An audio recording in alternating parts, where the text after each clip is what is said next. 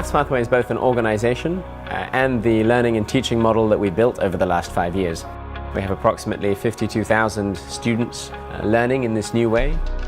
Our dream is that every one of those kids not only appreciates mathematics, but understands its value, sees that as a part of their identity as a human being, and can use that to contribute to the improvement of our world on a global scale across the next 100 years.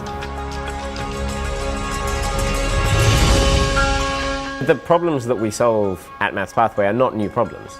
The concept of teaching what a kid is ready to learn is as old, frankly, as teaching itself. The biggest challenge of being a teacher is catering for the different learning needs that we have within our classroom. Learning maths is like building a pyramid, because if you have gaps, it's not going to be very structurally sound. If you miss the first part of it, then you never got into the hard stuff.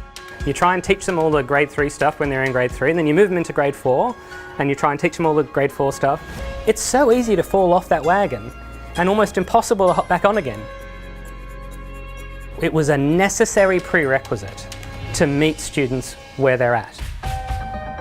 What we do is not to create some brand new idea about how you should teach, but to make all of that practical. In order to work out where the students are at, they do start off with a diagnostic test. If the module that you're working on is too easy, you can click "this is too easy," it'll give you a harder one. And it's kind of like a worksheet where it has a certain amount of questions. This then, at the end of the 2 weeks, would lead to a test that was individualised towards students. I also use the information and data from Maths Pathways. I look at which mini lesson I can run that's going to meet the needs of the greatest number of students in my class at that time. They're always fun activities.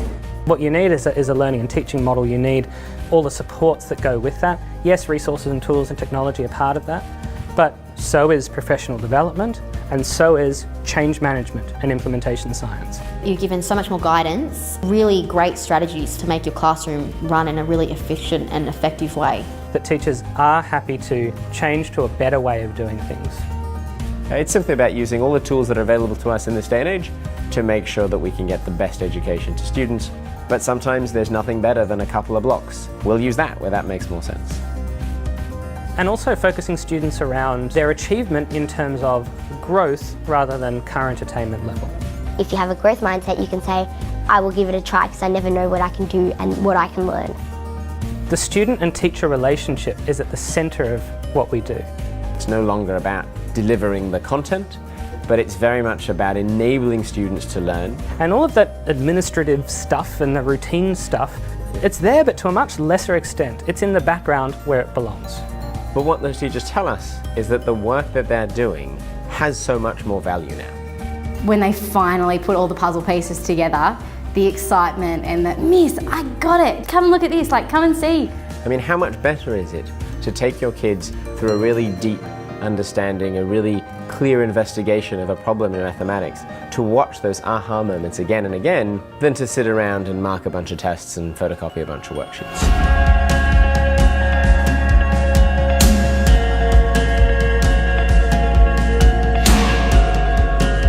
Students are engaged in their learning, they're motivated to learn, they're driven to learn. My math teacher told me if I keep up this rate, then I can learn 2.5 years of maths in the 1 year. On average, those students were learning before Maths Pathway at about 0.6 years worth of learning per year.